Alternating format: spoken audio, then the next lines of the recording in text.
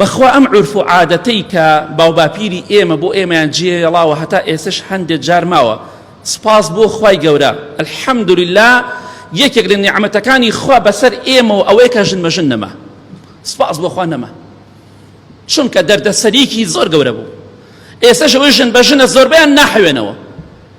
سپاس بۆ خوا لە ئیسلامیشا ژن بەژن شتێکی خراپە، شتێکی باش نییە. بەڵام مەبەستمان چیە؟ الحەمدولله نیعمەتێکی خوایە کە ئەو عورف و عادەتە نەما، سپاس بۆ خوا نەما. من 20 ساڵیش بێ ژن بەژنم نەبیستوە، هەر نەبیستوە.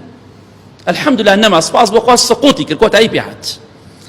ئەم عورف و عادەتە خراپەی کە ناو ئێمەدا هەبووە دڵی کچەکان و کوڕەکانمان شکاندووە لەبەر خاتریەوەی باوکم وایوت باپیرەم وایوت، ئەم زوڵمە هۆکارێک بوو بۆ زۆربوونی خۆکوشتن و خیانەتکردن، هۆکارێک بوو بۆ زۆر ئەوەی کە خەڵکی خۆی بکوژێ یا زینا بکات، خیانەت بکات. بۆیە ئینشاءڵڵا هاوسەرگیری دەبێ بە خۆشی بێ، نابێ بە شەڕ و ئاژاوە بێت. بەخوا برا هەر کەسێک لە ئێمە لەسەر دینی خوا بڕا و تەطبیقی بکە، ئینشاءڵڵا ژن و پیاوەکانیش بەختەوەرە بن.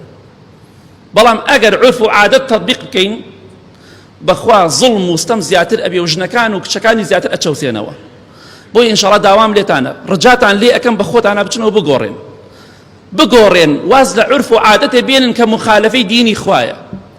خۆشەویستی خوا صلی الله علیه وسلم بە کابرا دەفەرمێ مادەم ئەو دڵی لەسەر فەقیرەکەی بیدە بە فەقیرەکە مەیدە بە دەوڵەمەنەکە. تۆش ئەمە دینی خوایە تەطبیقی کە.